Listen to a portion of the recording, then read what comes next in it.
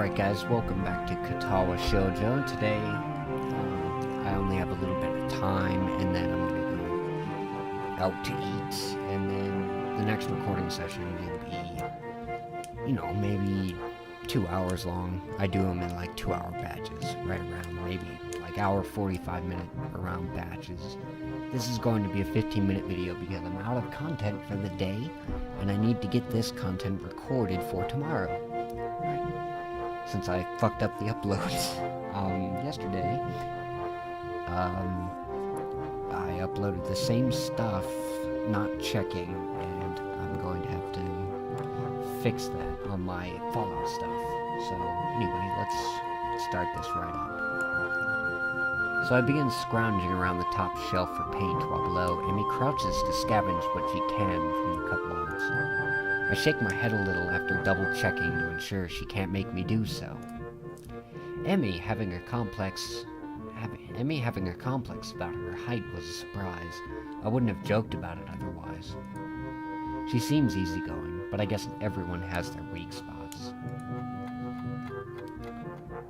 Only after we have almost all the items collected and spread out on the desk, like a treasure hunter's spoils, I do realize that it wasn't necessarily the height jab that got her riled up. I really want to get the new Assassin's Creed, but it's so fucking expensive. Like, I want that game so bad so I can record a little bit for you guys. It's just mind-blowing how badass that game is, and I really want it.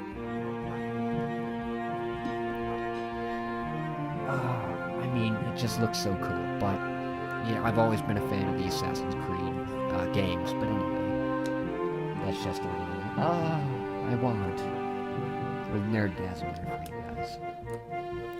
She might not like being told that she can't do something like jump. It's hard to jump when you don't have legs. But Amy herself seems to have forgotten all about it already. Quick to anger, quick to forgive. She is that type of person. That's what confused me, is the question mark on the end. It should be, is she that type of person? She is that type of person? At least she doesn't seem to have taken anything to heart, as she chatters away happily while we pick up the rest of the items, then make our way back to room. I chivalrously carry the bulk of the materials as we make our way towards the dormitories. Rin is already stressed about getting her painting done. It's her own fault, though. She should have started earlier. Is she going to make it? Damn. Running ragged, I guess. No idea. It looks good to me, but with Rin, you never know what's going on. I found her this morning, lying in front of the dorm in fetal position. She hadn't slept all night. I can't believe that the night nurses hadn't found her. Hang on a second. If she's in the fetal position, wouldn't she be sleeping? And now she's painting again like crazy. Yeah, I've noticed that she comes off as kinda unhinged, so to speak. It's fucking crazy. Emmy giggles at that, as well as at my likely too obvious awkwardness. I don't mind it, she's just a little weird sometimes. On that, I can agree with her. Unlike me, Emmy seems to be cool with Rin's whatever it is that feels so off about it. Still, they don't feel so close like Mission Shizune do. With them working as a single entity sometimes, it's hard to say where one ends and the other begins. I really like it because it's almost like my inner monologue. Like what? You know what an inner monologue is, like how you think as a person, except for it's not as fucking fancy. So I like the wording a lot. It's just that I stumble on it.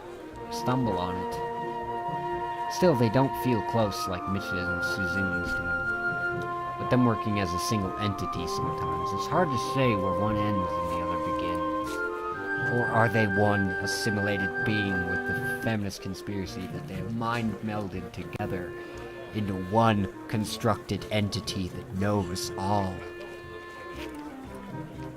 Whoops, didn't read that. Even though they're different, just like Emmy and Rin are. And Rin is the most different of them all. different from anywhere else I've met.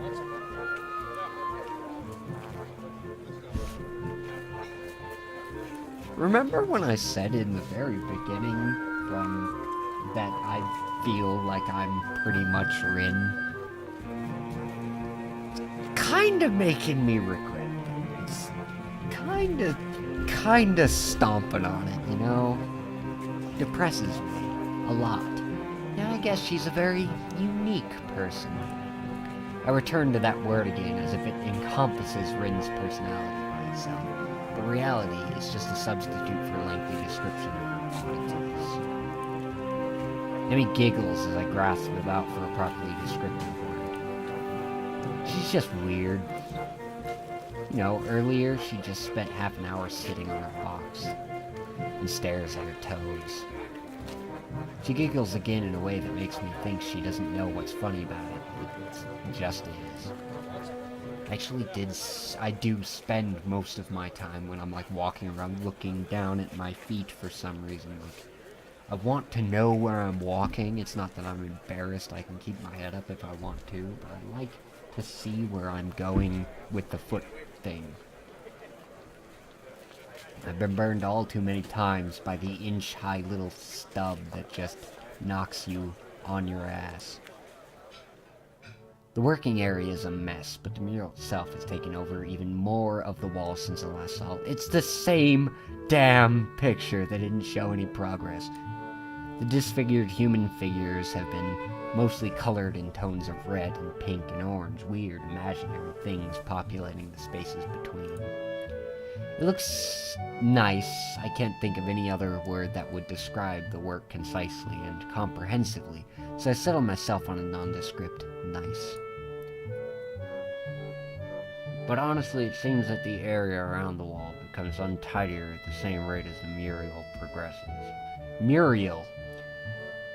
Muriel is progressing. Courage the cowardly dog, everyone. The ground is littered with dozens of paint cans, various art supplies, and empty soda bottles. Rin herself is in the center of this chaos, standing there looking very cozy as if she was a natural part of the scene. Her pant legs have been rolled up to her knees, exposing her thin thighs, which sport a drying spectrum of war paintings, similar to those on Emmy's face.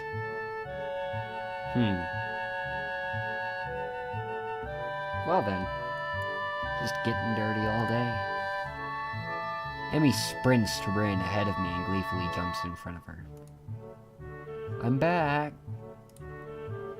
That was fast. Did you run in the corridors again? Hisao helped me. Emmy points victoriously at me. I'm not some prize.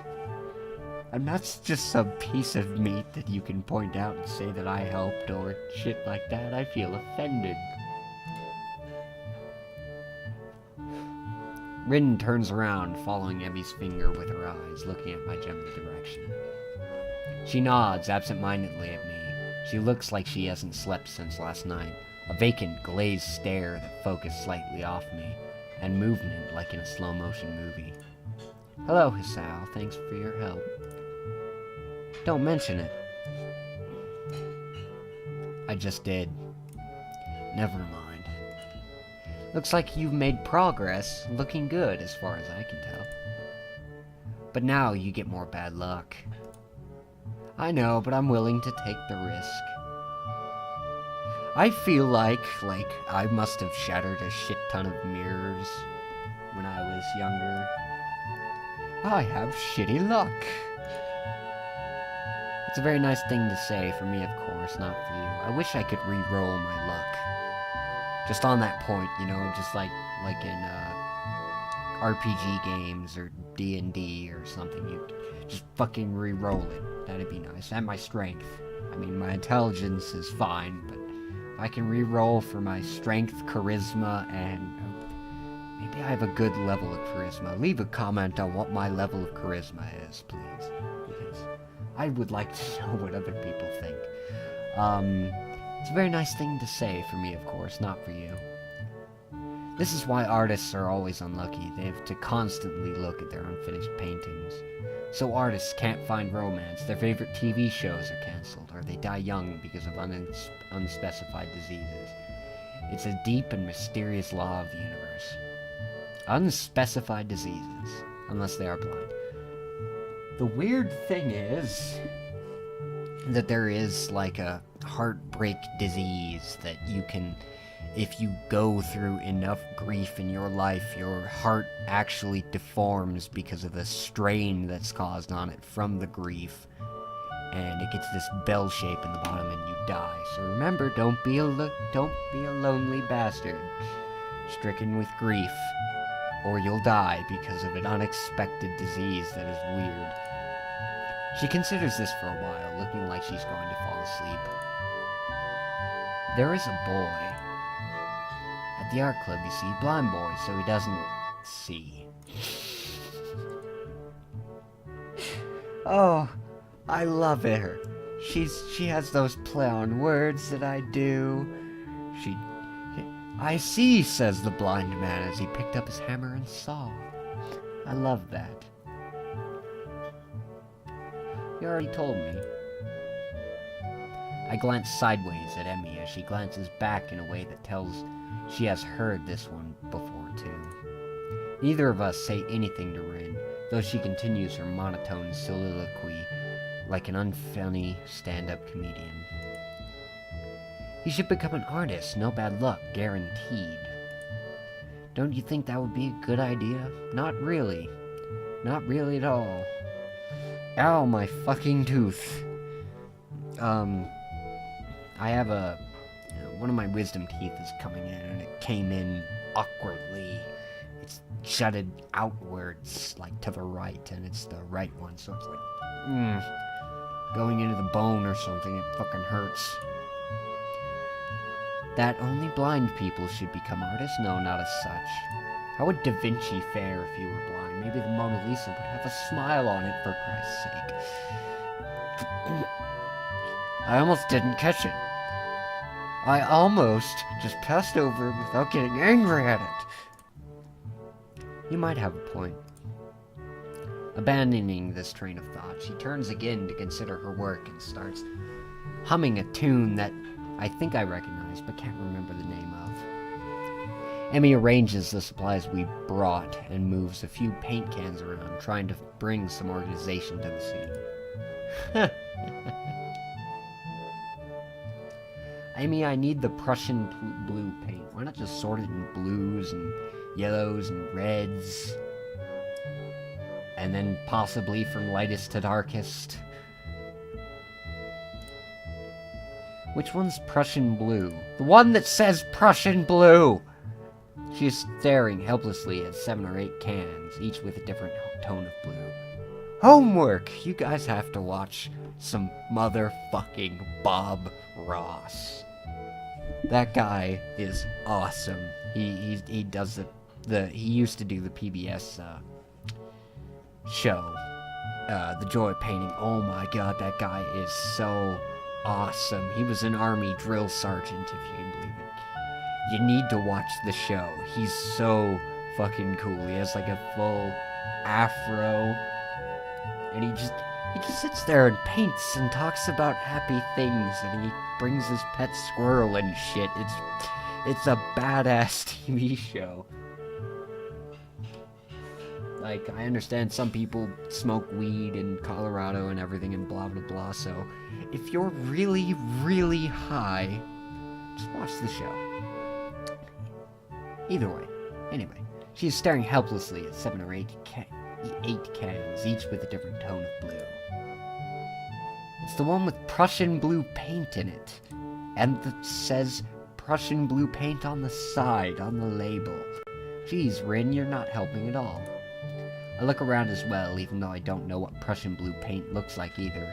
I wonder what blue has to do with Prussia. Or what Prussia even is. The name sounds vaguely familiar, but I can't place it.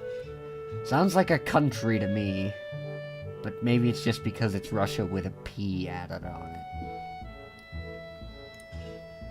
While none of the blues look more Prussian than the others, the small print on the labels is legible enough to determine that none say anything about the contents being Prussian. There is no Prussian blue here. Emmy heaves a sigh. I guess I have to go back and get some. Why didn't you bring a list? I promised to help with our class project though, so I'll be back a bit later. Can you manage without it for a few hours? Rin nods, so Emmy leaves. I stay because I like watching Rin paint, and because I have nothing better to do. I sit on a box and pick up today's book from my bag. It's a story about 3 guys drinking beer for 2 weeks straight and doing little else. It's pretty much college for some people.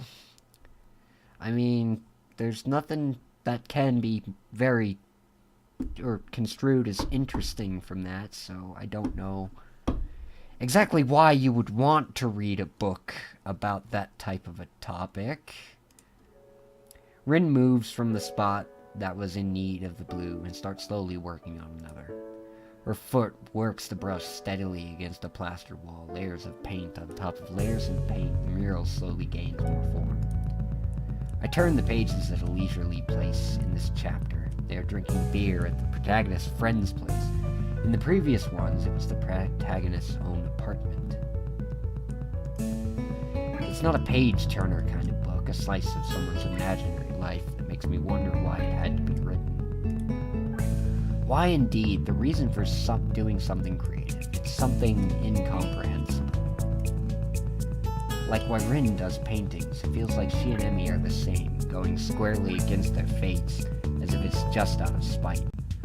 I think we're out of time for the day, guys, so I'm gonna see you guys later. The next recording session will be done soon. I just need to get this done for tomorrow, and then most likely tomorrow I'm going to do the rest. It's like 2 in the morning, and I know I needed something for tomorrow, so I gotta have it done so I can get this posted in the morning. Alright? So I'll see you guys later. Bye.